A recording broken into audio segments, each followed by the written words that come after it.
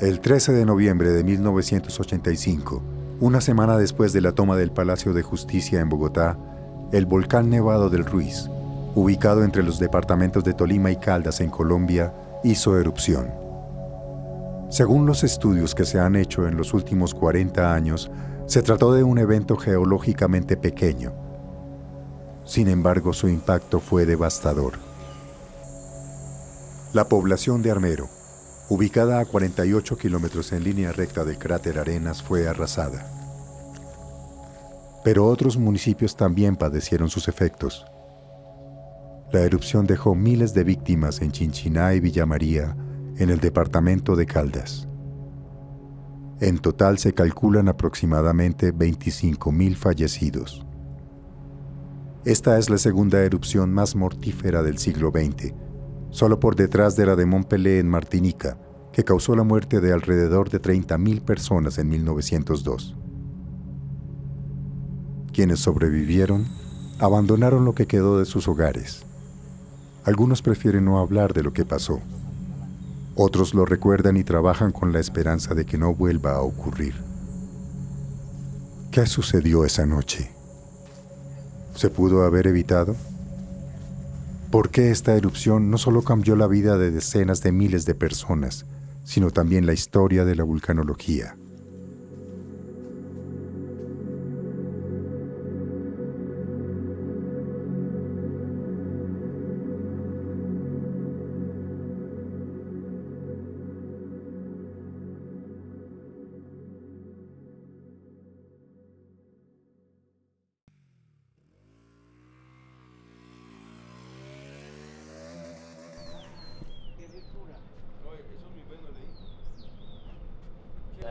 Con este es que tengo comunicación con el observatorio y con Cruz Roja.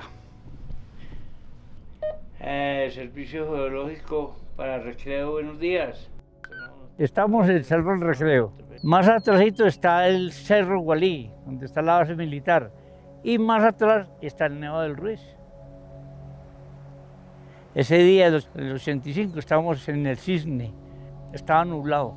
Cuando bajamos aquí, almorzamos. Eran como las 3 de la tarde. Se fue abriendo la neblina así. Cuando salió ese lazo. Esa velocidad de esa columna de ceniza, pero fuerte. Eso duró por ahí que no duró un minuto. Y se perdió y se tapó.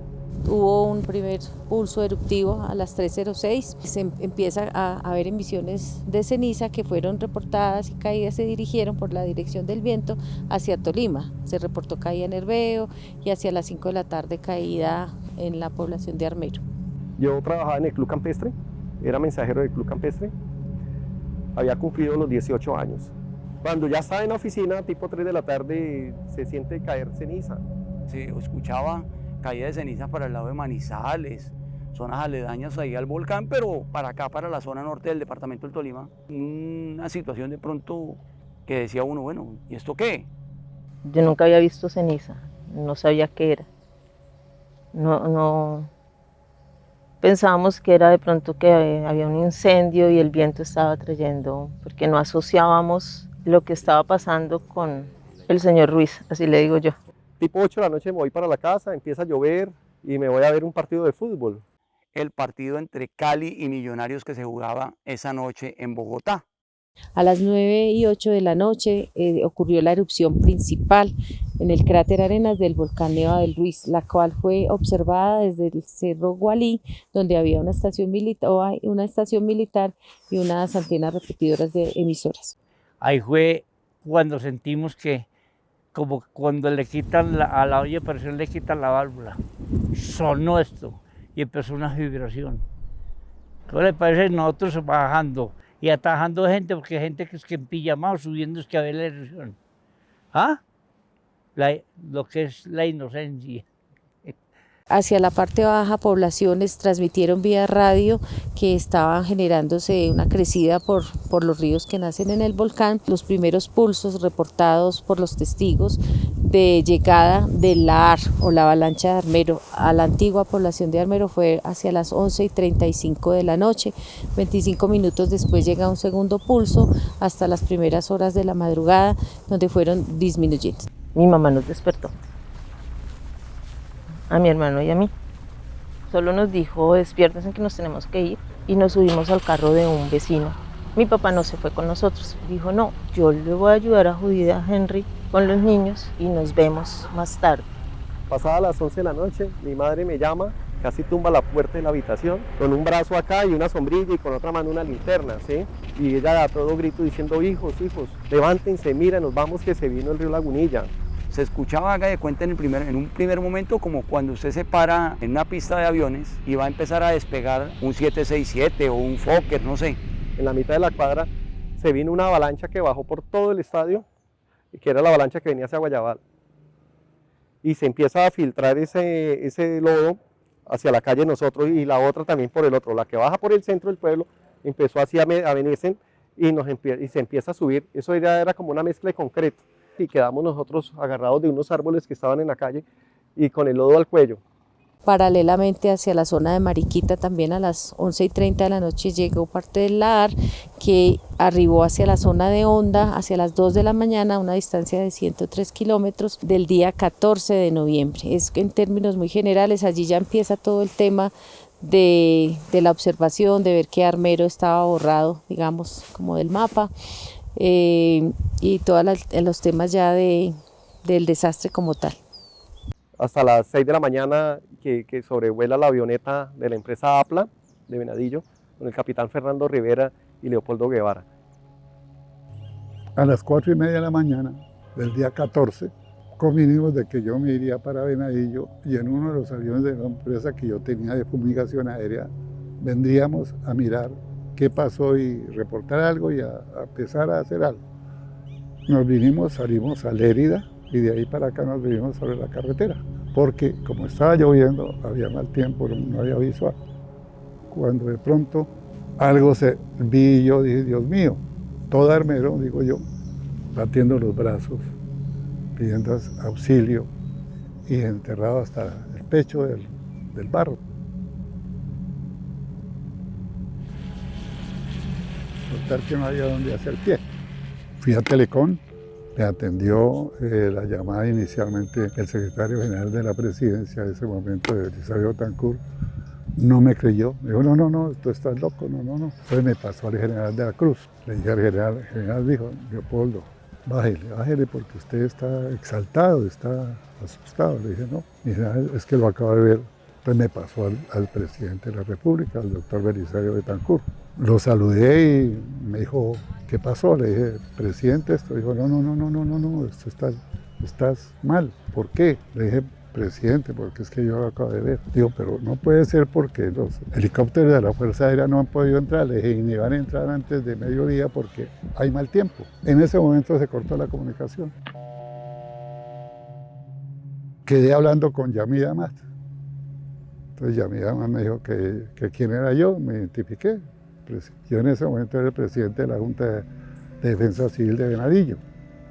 Entonces, le digo, usted es un irresponsable. ¿Cómo le ocurre ir a dar una noticia de esas al mundo, sabiendo que esta emisión está saliendo al mundo? Pues que sepa el mundo que Armero desapareció.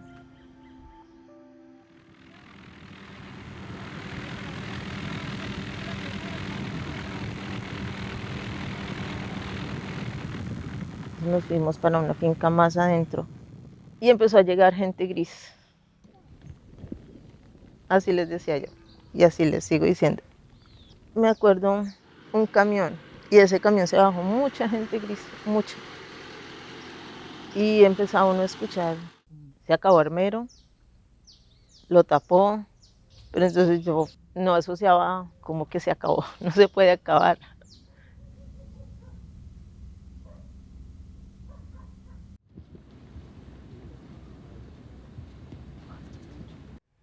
Me dice mi papá que ellos alcanzaron a dar la vuelta y llegaron hasta la esquina cuando él sintió que algo los arrasó.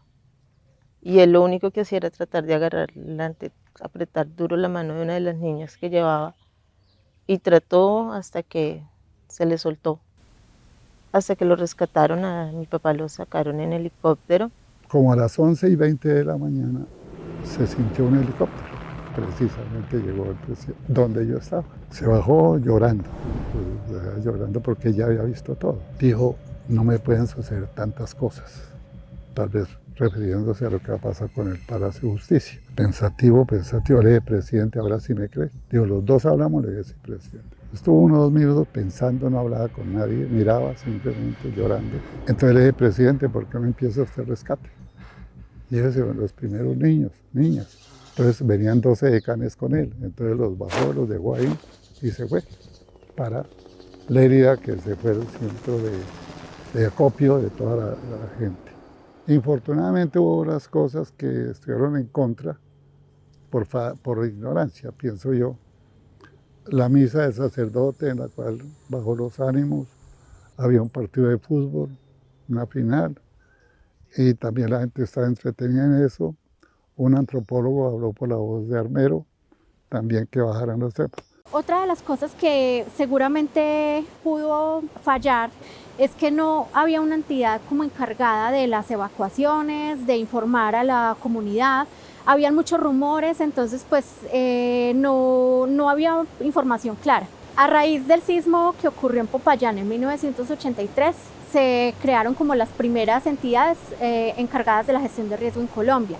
Pero ya posteriormente, después de la erupción del 13 de noviembre de 1985, se creó lo que es el Sistema Nacional de Prevención y Atención de Desastres, que sirvió para articular las diferentes entidades y crear responsabilidades en cada una de ellas para los diferentes fenómenos que se pueden presentar naturales en el país. En el imaginario de las personas de la región, de los sobrevivientes y de los colombianos, hay una serie de historias que no se corresponden con la realidad. Primero, que esa gran roca que está en el centro de Armero, la piedra, fue expulsada por la erupción volcánica y no es cierto. Ese tipo de rocas conforman las montañas cercanas a Armero. Que la lava llegó hasta Armero, no. Nosotros podemos pensar, y lo hemos visto en muchas imágenes, de ríos de lava que recorren grandísimas distancias. No es el caso de los volcanes andinos. En general, lo que tenemos acá, y el Nevado del Ruiz es un buen ejemplo de ello, son erupciones muy violentas, muy explosivas, lavas muy viscosas que no recorren grandes distancias. Lo que sí es cierto es que un flujo de grandes magnitudes baja por los diferentes ríos. Esos flujos se denominan lahares y uno de ellos, el que bajó por el Lagunillas, fue el que destruyó Armero.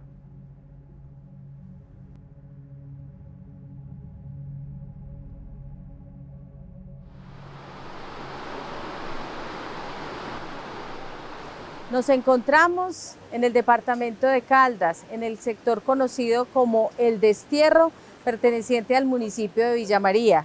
Aquí atrás tenemos el río Claro, el cauce del río Claro, que fue uno de los cauces por donde bajó el lahar que afectó, digamos, esta zona en el año 1985, el 13 de noviembre, a causa de la erupción del volcán Nevado del Ruiz.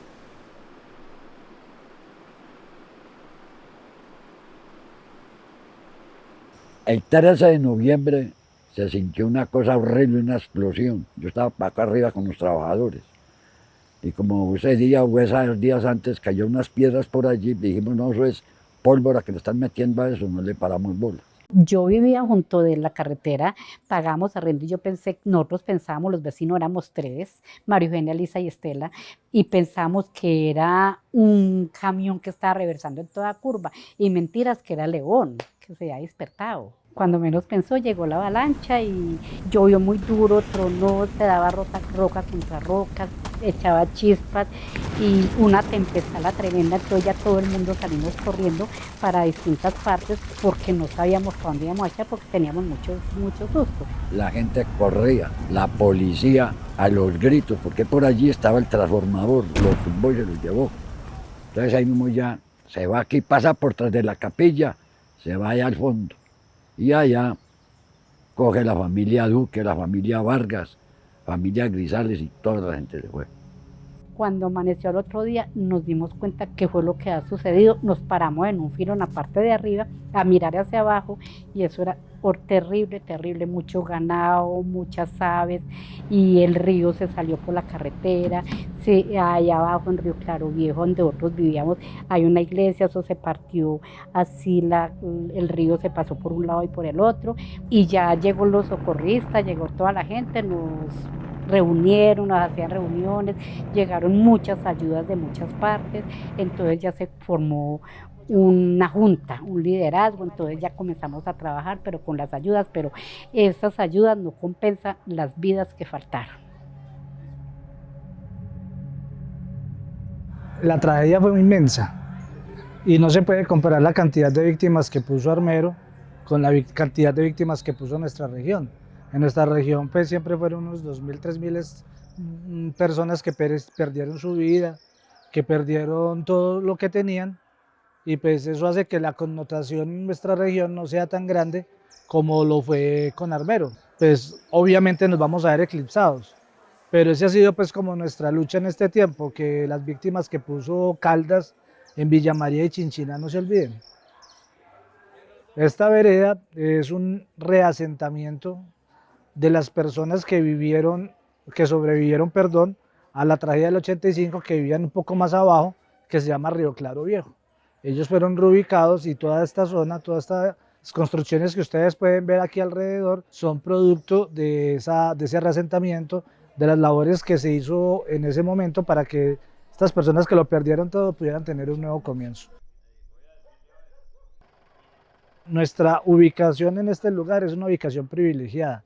Acá solamente tendríamos una afectación ante una eventual erupción por caída de cenizas. El riesgo grande, el riesgo fuerte es en la parte de abajo, bordeando el río, donde hoy por hoy estamos viendo con profunda preocupación un incremento en las nuevas construcciones.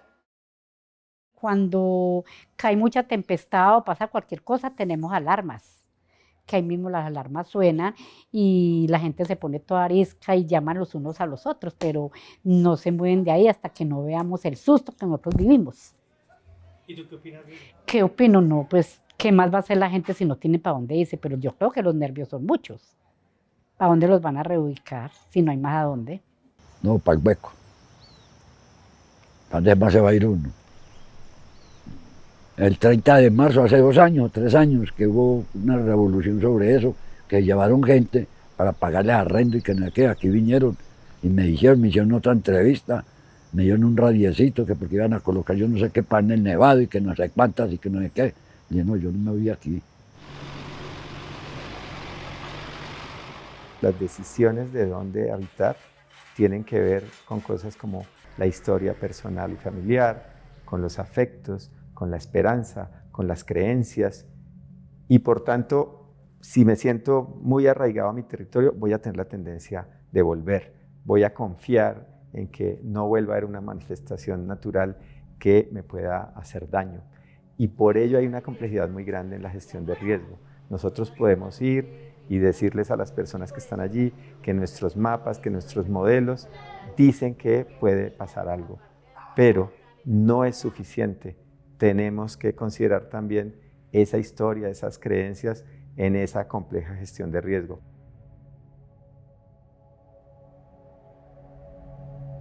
A diferencia de las miles de imágenes que hay sobre el desastre, no existe un video o una fotografía del momento exacto en el que el volcán Nevado del Ruiz hizo erupción. Pero si hubiera una imagen de ese momento, seguramente sería algo así.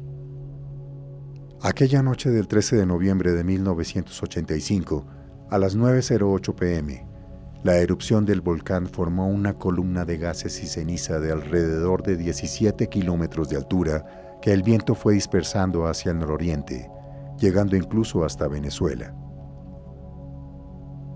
Del interior del Ruiz, a través del cráter Arenas, emergieron piroclastos, partículas fragmentadas de distintos tamaños emitidas durante una erupción, y también se formaron flujos piroclásticos, los cuales descendieron por las laderas del volcán a más de 100 kilómetros por hora y a más de 80 grados centígrados. Esto provocó el derretimiento del 16% del glaciar, liberando cerca de 12 millones de metros cúbicos de agua que fue incorporada para formar lahares en los ríos que nacen en el volcán. Los lahares viajaron por los ríos Gualí, Azufrado y Lagunilla en el departamento del Tolima y alcanzaron a recorrer más de 100 kilómetros hasta el río Magdalena en el municipio de Honda. Por el lado de Caldas, viajaron por las quebradas Nereidas, Molinos y los ríos Claro y Chinchiná, con velocidades promedio de más de 50 kilómetros por hora. Estos lahares recorrieron 70 kilómetros hasta la desembocadura del río Chinchiná sobre el Cauca. Los lahares movilizaron entre 80 y 100 millones de metros cúbicos, el equivalente a llenar el estadio El Campín de Bogotá unas 350 veces, arrasando con todo lo que encontraron a su paso. Murieron alrededor de 25.000 personas.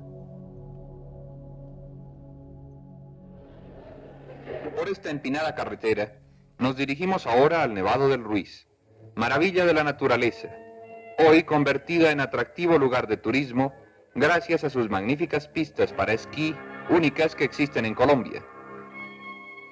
Deportistas nacionales e internacionales suben a sus blancas cumbres para gozar del mágico espectáculo de sus nieves eternas. He aquí en toda su grandeza este prodigioso escenario que figura entre nuestras más notables bellezas naturales.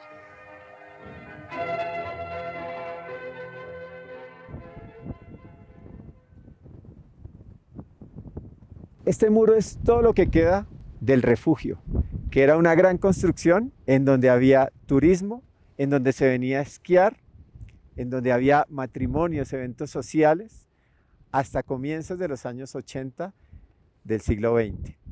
Del refugio lo que queda son las historias que eran muy propias de este lugar. Para nosotros el señor Ruiz era uno de los nevados, ni siquiera volcanes, de los nevados del país, y aparecían en los mapas que tenemos que hacer. Las personas empezaron a darse cuenta de que había una amenaza, que había un volcán a finales de 1984, cuando inició su reactivación. Uno de los primeros signos fue el sismo sentido precisamente en la ciudad de Manizales. Posteriormente hubo cambios en superficie que llevaron a detallar a las personas que algo estaba pasando en este lugar. Yo creo que a muy pocos les enseñaron, en el caso mío no me enseñaron, que el volcán ya había hecho erupción 2 veces antes. No nos enseñaron eso. Con decirlo de que yo me vine a enterar de las otras 2 erupciones volcánicas que siempre ha tenido anterior a la del año 85, me vine a enterar fue ya después de la tragedia. En 1985, en los pensum de secundaria, teníamos historia y geografía, pero muchas veces faltaba un énfasis en una historia local y en una geografía local. Y en Armero y en general en todas las zonas alrededor del volcán Nevado del Ruiz, es evidente que hacía falta esa manera de enseñar a los jóvenes sobre el territorio en el cual viven. En 1595 y en 1845 hubo antecedentes de lahares. Si eso se hubiese enseñado, se habría sabido que lo que constituía el poblado de Armero ya había tenido poblaciones afectadas con anterioridad, habría podido evitarse.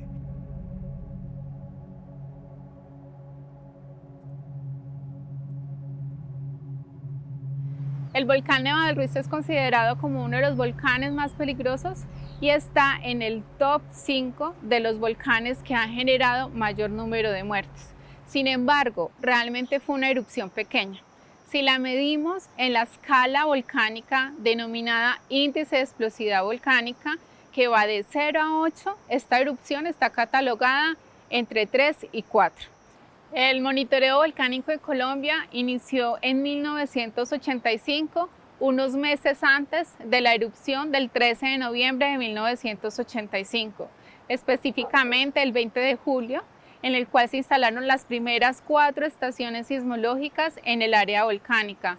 Inicialmente las estaciones eran analógicas, era un sismógrafo que estaba constituido por el sensor que detectaba las vibraciones producto de los sismos y un registrador, un tarro forrado en papel que registraba esas señales. Cada día se debía cambiar el papel, esto se hacía cada 24 horas y como era una instrumentación analógica requería de esa parte humana para ir a hacer el cambio. La telemetría en el volcán Nevado del Ruiz fue posterior al evento del 13 de noviembre de 1985, exactamente el 17 de noviembre. La telemetría es un sistema de comunicación que nos permite recopilar la información de cada uno de los sensores de medición. Posteriormente en nuestro observatorio hay una antena receptora que recibe esas frecuencias porque viajan por radio y luego hay otros dispositivos que procesan la información y nos permiten visualizarla en nuestras pantallas o monitores que hay en la sala de monitoreo. Es cuestión de algunos segundos y máximo minutos porque toda la información que recibimos está en tiempo real.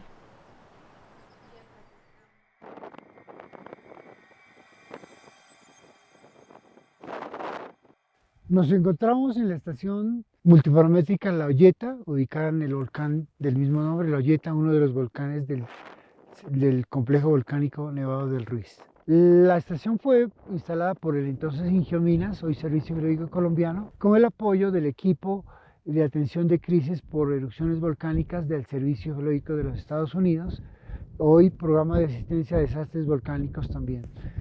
Y la estación fue instalada por el compañero nuestro, cofundador del Observatorio Volcanológico de Colombia, Fernando Gil, quien recientemente falleció. Fue el pionero de la sismología volcánica, el que más estudió la sismología del volcán Nevado del Ruiz. Aquí nos encontramos a una altura de 4.700 metros sobre el nivel del mar, entonces las condiciones climáticas son diferentes a un nivel más bajo. Normalmente los efectos del clima son más fuertes, el viento es constante aquí y adicionalmente el efecto de la altura. Sin embargo, el compromiso de hacer el monitoreo y de conocer el comportamiento del volcán pues nos motiva a trabajar en estas condiciones. Para Colombia, la reactivación del volcán Nevado del Ruiz a finales del año 84 sí marca prácticamente el inicio de los estudios sobre volcanes activos en Colombia y en el Ruiz. Y la erupción definitivamente marcó y dejó unas lecciones muy importantes para el mundo. El inicio formal de la vulcanología en Colombia. Para el mundo, la información de que un volcán con nieve, un volcán con cobertura glaciar, a pesar de que tenga erupciones muy pequeñas, puede generar lahares o avalanchas catastróficos hacia las zonas lejanas. También mostró la necesidad urgente de iniciar y mantener el monitoreo permanente de los volcanes activos a nivel mundial. De allí surgieron a nivel mundial muchos observatorios vulcanológicos y en Colombia dos más, el Observatorio Vulcanológico y Sismológico de Pasto y el Observatorio Vulcanológico y Sismológico de Popayán.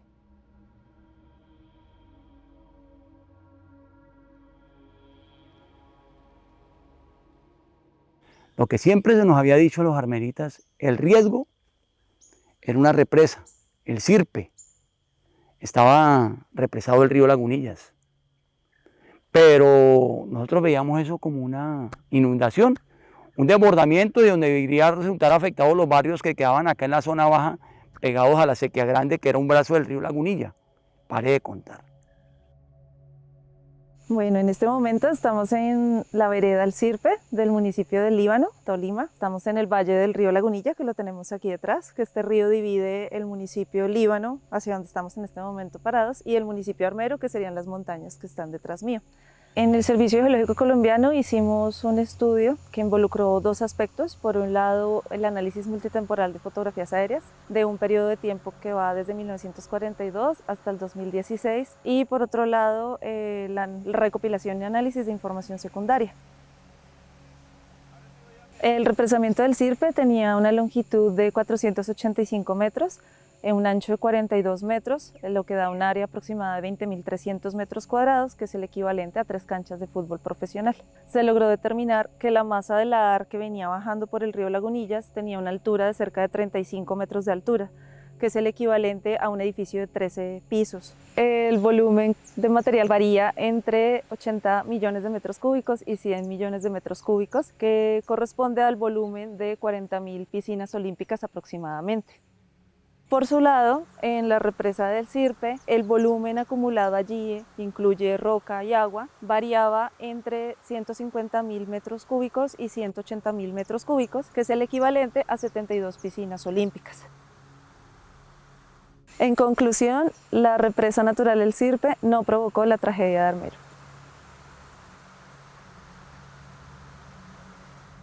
Siempre se habló a nivel de los medios de que Armero, que la gente armerita conocía lo que podía suceder. Eso es falso.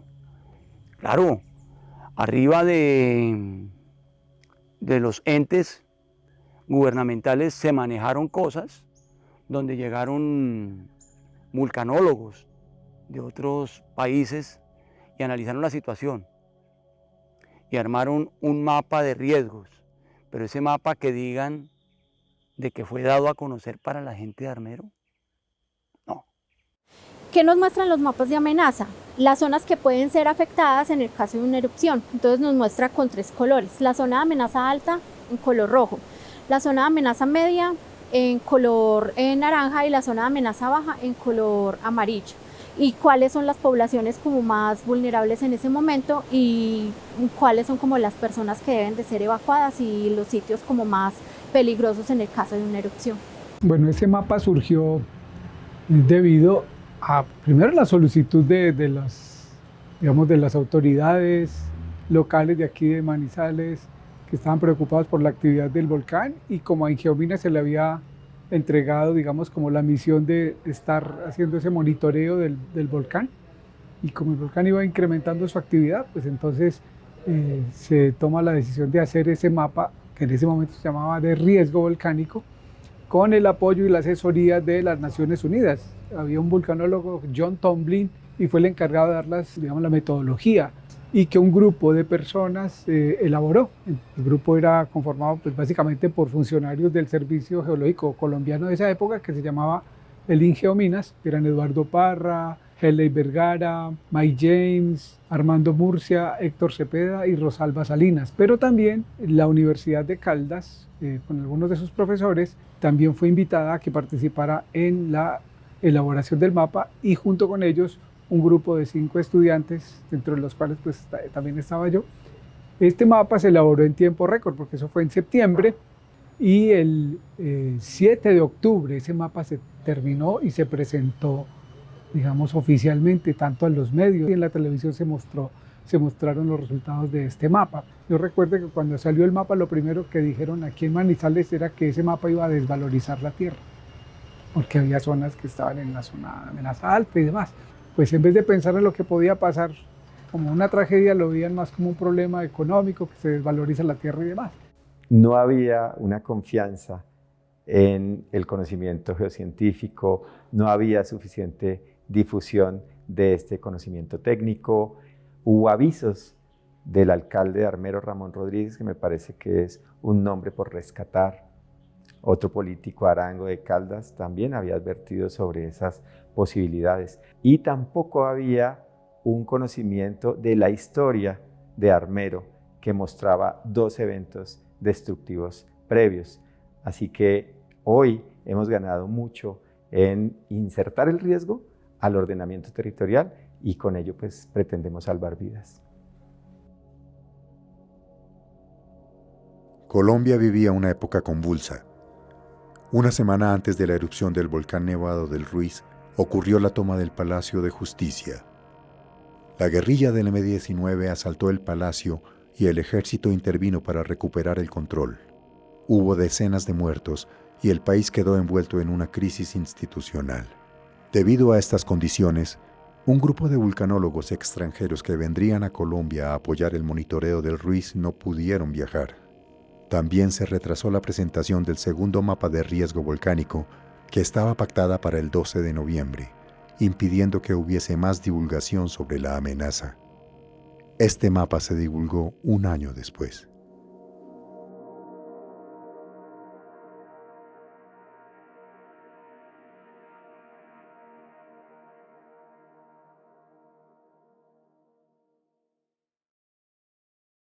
Este es un punto crucial, es el nacimiento del río Azufrado. Estamos a 4.5 kilómetros del cráter del volcán Nevado del Ruiz. Por el río Azufrado bajaron flujos de lodo volcánico lajares con velocidades entre 40 a 60 kilómetros por hora. En este sector alcanzaron alturas hasta de 40 metros y la velocidad era altísima. Estos flujos se unieron con los flujos que venían por el río Lagunilla y después de 2 horas de viaje llegaron a la antigua población de Armero. Es importante actualizar los mapas de amenaza porque cada día el conocimiento evoluciona, se cuenta con mejores herramientas tecnológicas que permiten definir con menor incertidumbre las zonas de amenaza volcánica. Esta información es importante como un insumo que realiza el Servicio Geológico y se da para los tomadores de decisiones para una mejor gestión del riesgo volcánico y con ello, en caso de una erupción del volcán Nevado del Ruiz, que no se vuelva a repetir lo que pasó en 1985, donde lastimosamente murieron más de 25.000 personas. En este momento el Servicio Geológico se encuentra realizando el estudio de actualización del mapa de amenaza de Lahares por el volcán Nevado del Ruiz. Y la idea con esta actualización es poder entregar un producto en el cual se tenga claro cuáles son las profundidades que puede encontrarse en el flujo en todo su recorrido por ambos departamentos, cuáles son las velocidades que puede presentar y especialmente cuáles son los tiempos en los que llegarían las ondas a los diferentes municipios que podrían verse afectados por el evento del Lahar.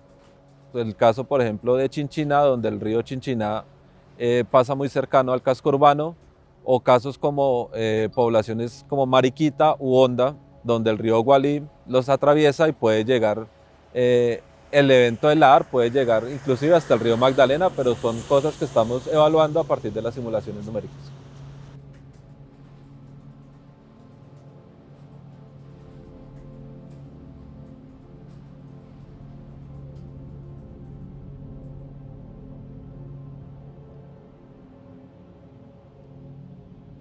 En este momento nos encontramos en el cañón del río Lagunilla, la parte alta donde nacen la mayoría de quebradas que lo conforman y generan el río Lagunilla, que discurre desde este punto en la falda del volcán hasta su descarga en el Magdalena después de pasar Armero en el departamento del Tolima.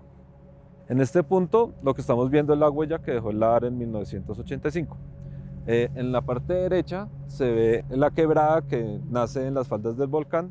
En la parte izquierda, donde se ve como las manchas cafés, y es por donde la mayor parte del Lahar de 1985 bajó, y por eso se ve como la rasgadura en la montaña, que fue todo el material que desprendió, y fue bajando a través de la montaña y dejó todo este depósito, el cual fue lo que llegó finalmente a Armero y arrasó, digamos, con el poblado que se encontraba ahí en el Tolima.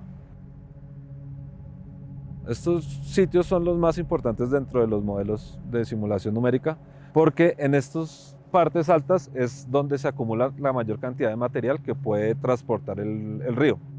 Entonces de aquí sacamos cuál es el volumen aproximado que puede bajar en dado caso de presentar una erupción el volcán Nevado del Ruiz.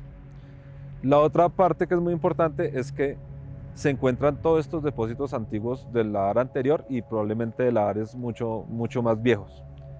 Estos lahares, en dado caso de bajar otro tipo de fenómeno, pueden ser removilizados y transportados aguas abajo. Entonces también es una acumulación de material que es básicamente lo más importante que necesitamos en el modelo de simulación numérica para poder determinar las condiciones del flujo en las poblaciones que se encuentran de aquí hasta llegar al río Magdalena. Además de los lahares, en caso de una erupción volcánica explosiva pueden generarse fenómenos peligrosos como corrientes de densidad piroclástica o como los conoce la comunidad, nubes ardientes, que son masas calientes compuestas de piroclastos y gas de alta temperatura y que viajan a más de 100 kilómetros por hora. También pueden presentarse proyección balística y caídas de ceniza y lapili, y con menor probabilidad deslizamientos volcánicos que producen avalanchas de escombros. Las poblaciones que se encuentran en amenaza alta en este sector, en la parte cercana al volcán, son las áreas rurales de los municipios de Herveo, Casabianca, Villahermosa y Murillo. Las erupciones de los volcanes son dinámicas y no siempre se presentan de la misma forma. Es posible que al hacer erupción el volcán se vuelvan a presentar lahares. Es posible que al hacer erupción se presente nuevamente un colapso de los flancos del volcán. Los colapsos de los flancos son grandes deslizamientos en los cuales la pared del volcán pierde una partecita. Pero es posible que no se presenten, ¿sí? No podemos asegurar que siempre se van a presentar todos los procesos. Igual que el colapso se puede presentar en medio de una erupción, el colapso del flanco del volcán también se puede presentar sin que haya ningún tipo de erupción, sino que esté asociado quizás a algún tema de sismicidad.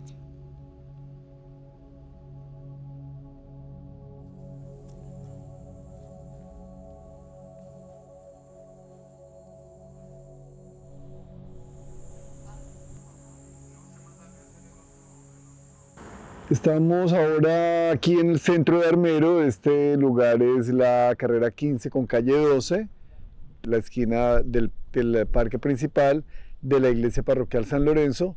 Y pues en este momento tengo aquí en la mano un armeroscopio.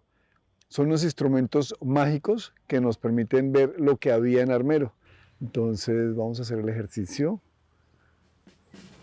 Y en este momento en la calle se está realizando un desfile del grupo musical, de la banda musical de los niños del Colegio Divino Niño, que están acompañando a los niños y niñas que están haciendo la primera comunión. Eso es lo que sucede en este momento.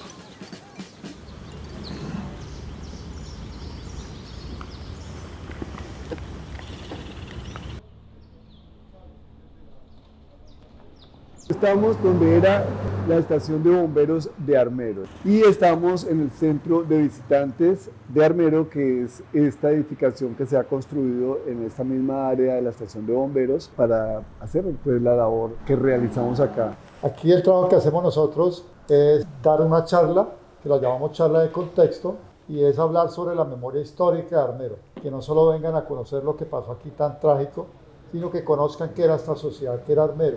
Les contamos en la segunda parte de la charla de contexto qué fue lo que realmente sucedió. Tratamos de ser lo más técnicos posible. Y la parte final es la parte de la postragedia, que es algo que también es muy interesante y muy doloroso para nosotros. El tratamiento que el Estado también le dio al tema de los sobrevivientes de la tragedia.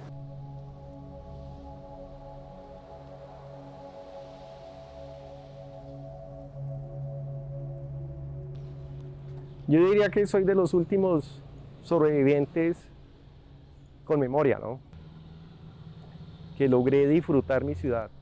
Y gracias a Dios tengo a mi madre, ¿sí? Todavía viva.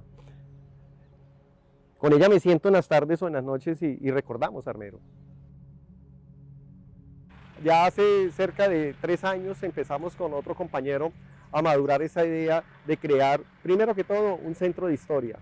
Queríamos que esa corporación Centro de Historia tuviese un hijo. Y ese hijo que va a recopilar todo para mostrarlo sería el museo. El Museo Arqueológico, Antropológico, Patrimonial e Histórico de Armero, MAPA. Esa sería la sigla. Y ya desde el 1 de marzo de este año, del 25, estamos al público con el Museo MAPA. Yo nos llamo a los de Armero memoria viva, ¿no? Que somos memoria viva. Eso es una de las vertientes principales, llegar a esa conclusión de que esto es un aprendizaje muy grande, pues no solo para Colombia, sino para el mundo, ¿no? Porque es el tema de la gestión del riesgo.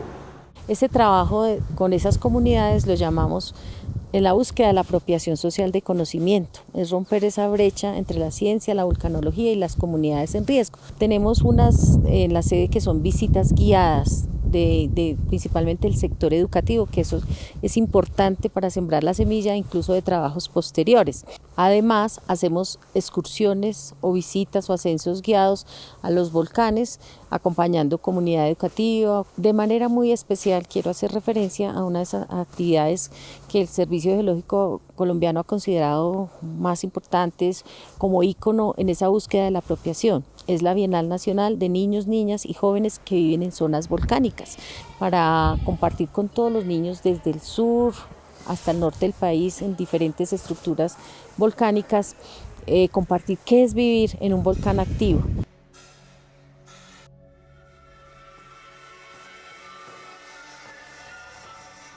El espacio de la Bienal Nacional es un espacio importante en muchos sentidos, nos permite conocer qué están trabajando en otros colegios del país relacionado con riesgo volcánico. Por eso es importante que las nuevas generaciones, los chicos de 30 años hacia abajo, sepan qué pasó hace años para que ellos estén preparados y no tengan que vivir lo que sus padres, tíos, abuelos vivieron. Muchos de estos muchachos que vemos en las instituciones educativas son descendientes y algunos perdieron un tío, una tía, algunos perdieron un abuelo, una abuela, y no se imaginan lo doloroso que puede llegar a ser eso. Entonces, el que podamos evitar esa pérdida de vidas humanas, ya con eso salva cualquier esfuerzo que se haga. La esperanza de ver niños que conocen, que pueden direccionar, son los líderes que vamos a tener en un tiempo en sus municipios y en sus regiones, y van a estar educados en prevención, y van a saber lo que tenemos que hacer y cómo enseñarle a su población a trabajar. Entonces, cuando te toca y cuando has crecido entendiendo, te interesa que los demás sepan y que los demás conozcan y entiendas que cada cosita que se hace, por más pequeña que sea, es parte de ese proceso de prevención, es parte de evitar que tragedias como esta sucedan y que afecten tanto y a tanta gente. Pudimos haber sido 2.500 sobrevivientes directos de esa noche y cada sobreviviente tiene una historia. Son 2.500 historias que contar. La mía es una de tantas. De pronto para algunos dicen, ¿cómo la cuenta con tanta naturalidad? Sencillamente tengo la tranquilidad de que yo encontré a mi mamá, la saqué de donde estaba, la dejé para que la recogieran, nunca lo hicieron. La recogemos con mi señor padre, hacemos todo el proceso y la sepultamos y la dejamos dentro del patio de su casa donde era ama y señora. Claro que vale la pena seguir hablando de lo que ocurrió hace 40 años y hablar de lo que ocurrió en 1845 y en 1595, y no solamente hoy. Si tenemos que seguir haciéndolo dentro de 10, 20 o 50 años, será necesario. Hay que fijar también en el conocimiento y en la memoria de las personas lo que puede suceder en estas zonas. La gestión exitosa del riesgo no es solamente un tema de articulación y fortaleza institucional, sino que las relaciones con las comunidades son fundamentales y para eso necesitamos tiempo. El tiempo que quizá no se tuvo, con el que no contamos para alertar sobre lo que ocurrió en Armero, Villa María, Chinchiná. Una alerta que permita salvar vidas y que no lleve a que una erupción volcánica tenga que ser vivida y recordada como un desastre. 25 estructuras volcánicas activas distribuidas en nuestras cordilleras son monitoreadas por el Servicio Geológico Colombiano. Entre 14 y 15 millones de personas viven en sus zonas de influencia, 2 millones en cercanías del volcán Nevado del Ruiz. En torno a nuestros volcanes disfrutamos de paisajes monumentales. Nacen ríos, brotan aguas termales y se forman suelos fértiles que le brindan a los habitantes de estas zonas lo necesario para vivir. Sin embargo, la mayoría jamás ha padecido los efectos de una erupción. Esa es la complejidad de la gestión del riesgo volcánico. Prepararnos para algo que quizás no ocurra mientras estemos vivos. 40 años después aún hay preguntas sin resolver, deudas históricas que no han sido reparadas, personas que aún no hemos encontrado, duelos que siguen sin alivio. Pero algunas cosas han cambiado. Hemos tenido 40 años para conocer mejor nuestros volcanes y ahora los monitoreamos en tiempo real. Además, también comunicamos mejor la ciencia que hacemos. Visitamos colegios, universidades, zonas urbanas, rurales, y gracias a las redes sociales llegamos a tantas personas como nos es posible. Queremos comunicar una ciencia capaz de salvar vidas. Una ciencia que sabe finalmente que un desastre como el del 13 de noviembre de 1985 sí puede ser evitado.